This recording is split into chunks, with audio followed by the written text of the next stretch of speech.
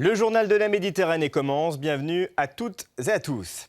Cette semaine, nous avons choisi de nous intéresser à un homme, Recep Erdogan. Le président turc semble vouloir durcir sa politique. Il se comporte désormais en véritable sultan. Alors comment expliquer ce changement de ton à l'égard des femmes notamment? Nous en parlerons avec notre invité, Emre Demir, et rédacteur en chef du magazine franco-turc Zaman France. Nous découvrirons également des dispositifs ingénieux pour ne plus gâcher l'eau, des inventions qui pourraient révolutionner les cultures, en particulier dans les pays arides du bassin méditerranéen. Nous suivrons ensuite les traces de Marcel Pagnol. Des randonneurs se retrouvent avec un guide pour découvrir la Provence de l'auteur, celle qu'il a si souvent décrite dans ses ouvrages. Mais avant de revenir plus en détail sur l'ensemble de ces titres, parlons d'un événement qui concerne une grande partie du bassin méditerranéen. Le début, il y a quelques jours, du Ramadan. Un mois de jeûne a commencé pour les musulmans du lever au coucher du soleil. Voyons ensemble comment se prépare plus spécifiquement l'iftar, le repas de rupture du jeûne. Reportage à Marseille signé Valérie Smadja, François Bombard. Ça c'est quoi? Ça, c'est le shorba. Il y en a qui prennent ça, celui qui est célibataire ou celui qui est finia, il fait ça. Moi, ma femme, si je la ramène à la maison là, il ne mange pas. La shorba, plat typique pour le repas du soir. Mais en version déshydratée, elle n'a définitivement pas la cote. Ici, on cuisine. Premier jour de Ramadan dans le quartier Noailles et même à jeun. Il faut tout préparer pour le soir et continuer à travailler. On ouvre à 5 h du matin et on ferme à 10 h d'après-midi. Mais ça veut dire qu'il y a plusieurs postes. Et en face, la boucherie halal ne désemplit pas. D'ailleurs, leur chiffre d'affaires est boosté. Lors de ce mois sacré, les musulmans consommant plus de viande durant les fêtes. Par exemple, si les jours normaux, on rentre une bête, ça veut dire là, aujourd'hui, on rentre deux bêtes. Toujours double. Une bête, ça veut dire 600. Et pour cette seule journée, la valse des kilos donne le tournis. Ce soir, comme tous les autres soirs durant 30 jours, les familles se regroupent pour rompre le jeûne. J'ai fait le shorba, le bourrique, le rôtier, il y en a beaucoup de choses. Combien de personnes chez vous ce soir? Je ne sais pas, il y en a mon fils avec moi. Après mon fils, il a mis ses copains. Manger ne sera donc possible qu'à la nuit tombée et jusqu'au moment où, dit le Coran, vous pourrez distinguer le fil blanc du fil noir. Traduction, bonne fête! Oui, la fin du Ramadan sera fixée autour du 5 juillet. Israël, de son côté, a annoncé un premier tour de vis en restreignant la liberté de mouvement des Palestiniens pour le Ramadan. Annonce faite au lendemain de l'attentat anti-israélien le plus meurtrier depuis des mois. 2 Palestiniens d'une vingtaine d'années ont semé ce mercredi la terreur à Tel Aviv en ouvrant le feu sans discrimination sur des clients attablés dans un quartier animé de restaurants et de bars. 4 Israéliens ont été tués, 5 blessés et les assaillants arrêtés. Autre attentat meurtrier perpétré ces derniers jours en Turquie, notamment à Istanbul. Une attaque à la voiture piégée a visé la police dans un quartier historique de la ville turque. Bilan, 11 morts, dont 7 policiers. La Turquie, un pays déjà frappé par une série d'attentats attribués aux djihadistes et aux rebelles kurdes. Alors, comment en est-on arrivé là? Eh bien, pour en parler, notre invité est Emre Demir, rédacteur en chef du journal Zaman France. Bonjour, merci d'avoir accepté notre invitation. Bonjour.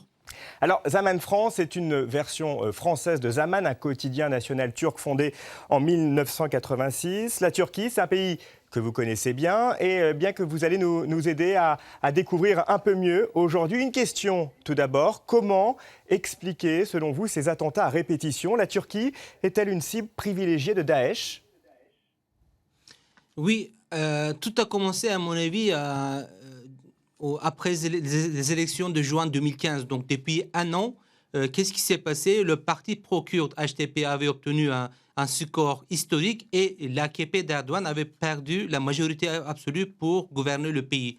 Donc après ça, Erdogan a décidé de rompre les négociations avec le PKK et de mener une guerre totale dans les régions kurdes. Et en même temps, Erdogan a décidé aussi de mener une guerre synchronisée avec Daesh. Donc du coup, la Turquie est devenue le cible privilégiée de Daesh, mais aussi du PKK, mais aussi des groupuscules d'extrême gauche qui sont très très influents encore en Turquie. Et donc, depuis un an, on a eu 17 attentats et plus de 900 civils morts dans ces attentats. Donc, on est rentré vraiment dans une spirale de la violence. D'un côté, on a l'armée turque, le gouvernement turc qui mène une guerre sans merci, une guerre totale contre le PKK. Et le PKK répond aussi avec une violence assez dure. Donc ils ont décidé de mener vraiment des guerres de montagne vers des centres-villes, dans des villes. Il y a des confrontations, des conflits très très importants. Donc le nombre des victimes augmente sans cesse en Turquie, oui. Et on n'a pas vraiment de réponse. Il n'y a pas vraiment un espoir d'une résolution politique. Oui, c'est cela, parce que la situation est très complexe. Vous venez de nous l'expliquer très bien. Emre Demir, vous restez avec nous. Nous allons nous intéresser à présent à la personnalité du président turc Recep Erdogan. Alors, s'il y a 10 ans, il incarnait le renouveau démocratique pour la Turquie, aujourd'hui, c'est un tout autre homme avec une toute autre politique. Il se pose désormais en nouveau sultan. Reportage Marc de Chalfran. Dans son palais présidentiel flambant neuf, le président turc accueille son nouveau Premier ministre. Un homme choisi pour surtout ne pas lui faire d'ombre. Recep Tayyip Erdogan, plus que jamais sultan des temps modernes. Elle paraît loin, l'époque de son arrivée en 2003. Alors jeune Premier ministre, Erdogan est perçu comme un espoir par les leaders du monde entier. Il était alors islamiste modéré, démocrate et pro-européen convaincu. 13 ans plus tard, Erdogan est désormais président, atteint d'une folie des grandeurs, à l'image de son nouveau palais. Grand, 4 fois, comme le château de Versailles. Un homme de plus en plus autoritaire qui n'hésite plus à arrêter les journalistes, à mener une guerre sans merci dans les régions kurdes de Turquie, à supprimer l'immunité des députés de l'opposition, un président qui s'attaque à la laïcité dans la constitution turque. Dans sa dérive autoritaire, Erdogan a désormais un autre projet, s'arroger les pleins pouvoirs. Et c'est à ça que son nouveau Premier ministre, un fidèle parmi les fidèles, va servir. Emre Demir, vous êtes donc rédacteur en chef de l'hebdomadaire Zaman France, une version du Zaman turc, un journal indépendant, jusqu'à l'arrivée d'Erdogan. La mainmise du pouvoir sur la presse, comme on l'a vu d'ailleurs dans ce sujet, c'est une réalité ? Bien sûr. Pour commencer d'ailleurs, Zaman, c'était un journal qui existait depuis 30 ans. Il y a 2 mois, mon journal que je travaillais pendant 12 ans a été confisqué par le pouvoir, a été saisi par le gouvernement. Aujourd'hui, en fait, mon journal est devenu un journal programmental qui explique sans cesse, chaque jour, les bienfaits du gouvernement, d'Erdogan, etc. Donc, la pression sur les journalistes sont réelles. Je peux même dire qu'il y a plus de moyens aujourd'hui de faire notre métier en Turquie. Il y a des centaines de journalistes qui risquent la prison. Il y a des milliers de journalistes qui sont jugés pour l'insulte au président. Plus de 30 journalistes qui sont déjà actuellement en prison. Et donc, je pense que notre métier est en train de mourir en Turquie. Il y a 7000 journalistes qui ont perdu leur travail en 3 ans. Et donc, il y a vraiment une mainmise totale sur la presse en Turquie. Et Recep Erdogan est-il réellement le nouveau sultan que l'on voit dans le sujet ? Évidemment, il est l'homme le plus fort de la Turquie moderne, après Atatürk peut-être, parce qu'il a une hégémonie économique d'abord très très importante, totale sur l'économie turque, une hégémonie politique, il contrôle les institutions étatiques. Il n'a qu'un seul objectif aujourd'hui dans sa tête, c'est de changer la constitution pour passer à un système hyper présidentiel afin d'avoir vraiment le contrôle total sur la justice, sur l'État, mais aussi sur la société civile. Et est-il, selon vous, en train d'islamiser un peu plus la société turque ? Erdogan est un leader avant tout très très pragmatique. Il n'est pas vraiment un idéologue. Mais c'est vrai que dans ses discours, on voit ce ton islamiste qui est de plus en plus présent d'ailleurs. Au début, par exemple, dans ces 2 premiers quinquennats, ce discours islamiste n'était pas tellement visible. Et aujourd'hui, en fait, on instrumentalise l'islamisme politique afin d'avoir en fait plus de voix, car la Turquie quand même est une société très conservateur, composée des sunnites musulmans, pratiquants, anatoliens, etc. Et donc, il y a ces voix-là, cette population qui soutient Erdogan. Au fond, il y a en fait cette division entre 2 Turquies, 50% qui sont fondamentalement contre Erdogan, et de l'autre côté, 50% qui soutient sans condition. Le président. Alors justement, Recep Erdogan s'est récemment fait remarquer avec des déclarations choc sur les femmes, à l'opposé du modèle occidental. Pour lui, les femmes ne doivent pas travailler et la contraception n'a par ailleurs pas sa place dans un pays musulman comme la Turquie. On en reparle dans un instant, mais voyez tout d'abord ce reportage signé Arnaud Comte. Le président Erdogan cherche-t-il à islamiser la société, comme l'en accusent ses détracteurs? Devant un parterre de militants, le président turc appelle en tout cas son peuple à changer d'état d'esprit, à intégrer davantage la religion dans le quotidien et l'intimité. Je le dis clairement, nous allons accroître notre descendance. Nous allons accroître notre population. On nous parle de planning familial, de contraception. Aucune famille musulmane ne peut avoir une telle mentalité. Des propos chocs dans un pays certes musulman, mais dont la laïcité est un pilier fondamental de cette république, tournée vers l'Europe. En mars dernier, lors de la Journée internationale des femmes, le président Erdogan avait déjà donné sa vision du rôle de la femme. Pas au travail, mais auprès de ses enfants. À mon avis, le plus grand tort qui peut être fait à la femme, c'est de la contraindre à vouloir mener une vie où elle est victime de son indépendance économique. Une vision partagée par sa propre femme, Emine Erdogan, ici à sa gauche, fervente musulmane. Admiratrice de l'Empire ottoman, elle estime que le harem est pour les femmes une bonne école de la vie. Emre Demir, c'est un discours que l'on a du mal à comprendre ici en Occident et qui est opposé à des discours qu'il prononçait il y a 10 ans. Qu'en pensent les Turcs que vous pouvez rencontrer? Je peux dire que la Turquie reste quand même l'un des pays le plus pire, par exemple dans le classement de l'OCDE, au niveau de conditions de la femme, les droits de femmes. Seuls 30% des femmes turques travaillent aujourd'hui et il y a que, quand on regarde le banc de l'Assemblée nationale turque, les femmes représentent que 14%. Donc c'est un chiffre assez faible. Et au niveau de la violence conjugale, c'est un problème assez important en Turquie. 6 femmes sur 10 sont victimes de violences conjugales. Et dans ce contexte, on voit les déclarations incessantes d'Erdogan sur les femmes. Il y a vraiment une volonté en fait d'imposer aux femmes, de réduire les femmes à sa fonction procréatrice, la fonction de mère. Et alors, qu'en pensent-elles? Est-ce que vous avez pu en rencontrer et quelles sont leurs réactions? Je peux dire qu'il y a en fait une division très très forte là-dessus. Il y a 30% de la population turque, surtout les femmes, qui vivent dans des métropoles, dans des zones métropoles, qui sont contre à ce discours. Il y a aussi de l'autre côté, il y a une population assez importante, surtout les femmes, soutient Erdogan parce qu'il a créé certainement un système d'entraide pour les femmes, etc. Mais au niveau du discours, vraiment, sa vision est très, très conservateur. Et il faut le dire, c'est une vision qui n'appartient pas vraiment au XXIe siècle. Alors justement, avec une politique si opposée à la politique occidentale, l'entrée de la Turquie dans l'Union européenne est-elle encore envisageable? Dans ces conditions, non. Je pense que dans la tête d'Erdogan, l'Europe n'est pas son objectif, il faut le dire. Et il ne prend pas vraiment au sérieux le prospectif de l'adhésion turque à l'Union européenne. Ce qu'il voit, il est en train de mener des négociations pour les réfugiés et pour la libéralisation de la visa. Et il pense qu'il est dans une position de force contre Merkel ou contre les leaders européens. Et il use et parfois abuse en fait de cette position de force contre les Européens.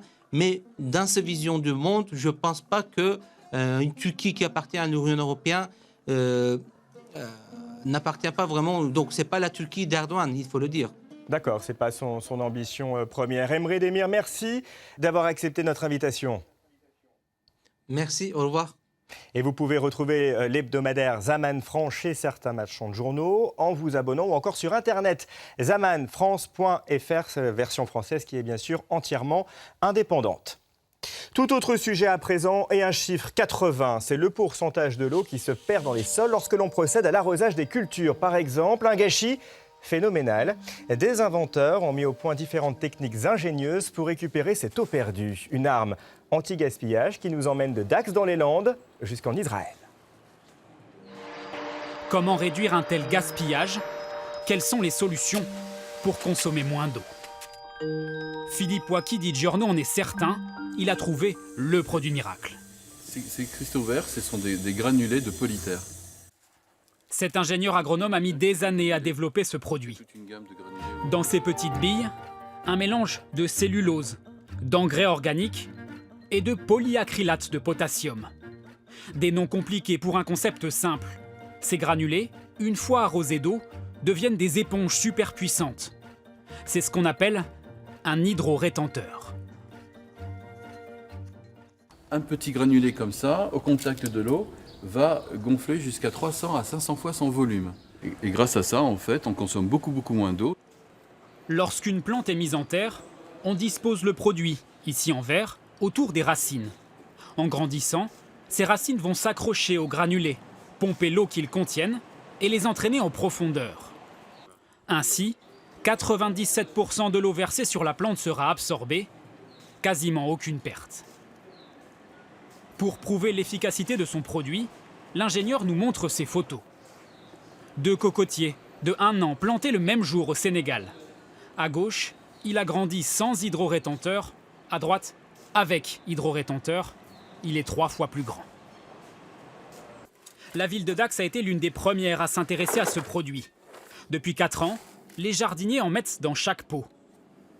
Les fleurs sont belles et les économies importantes, notamment sur l'arrosage. On passait 3 fois par semaine. Au jour d'aujourd'hui, en période de grosse chaleur, on est quand même dans le sud-ouest, on ne passe qu'une seule fois dans la semaine.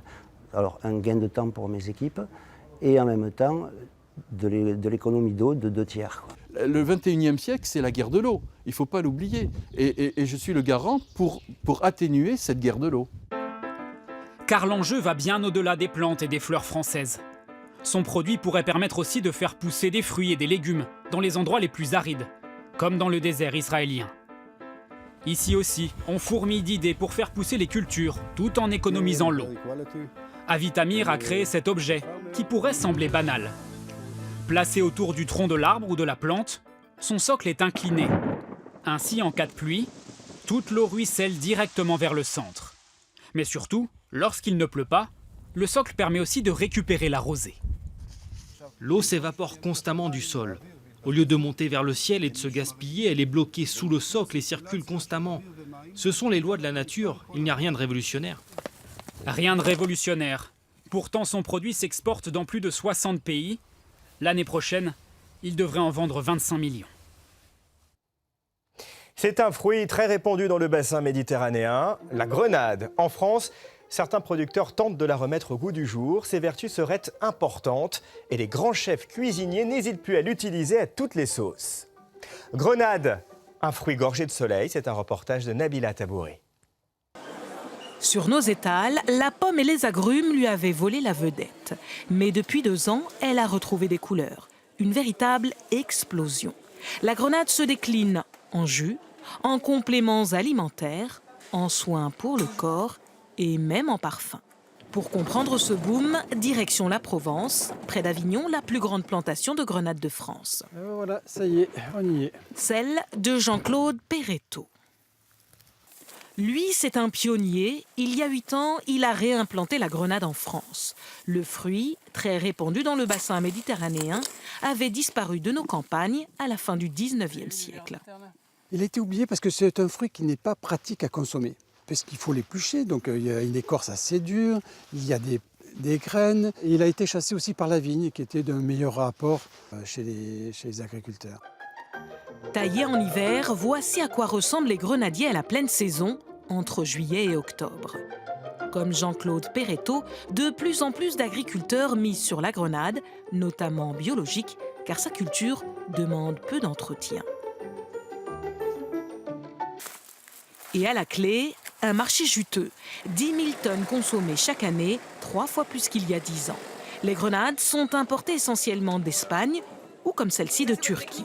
Pour la vendre, on mise aussi sur l'argument santé et des vertus, le fruit n'en manquerait pas. C'est un fruit riche en vitamine C qui aurait des propriétés intéressantes contre le cholestérol et bon pour la prostate. Personne ne lui résiste, pas même les grands chefs. On la prend comme ça et on tape dessus pour faire tomber tous les grains. Jean-Claude Aubertin la préfère bien mûre. Il la cuisine à toutes les sauces. Le goût légèrement acidulé de la grenade fait ressortir les saveurs.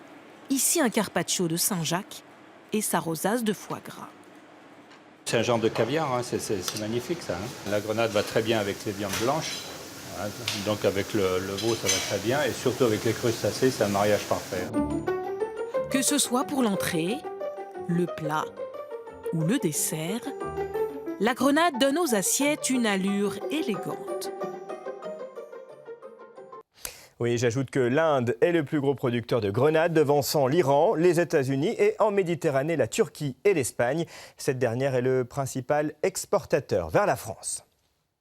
Je vous emmène maintenant suivre les traces d'une figure de la Méditerranée, Marcel Pagnol. Des randonneurs viennent de loin découvrir sa Provence qu'il aimait tant et qu'il décrivait avec tellement de talent. Ambroise Boulez.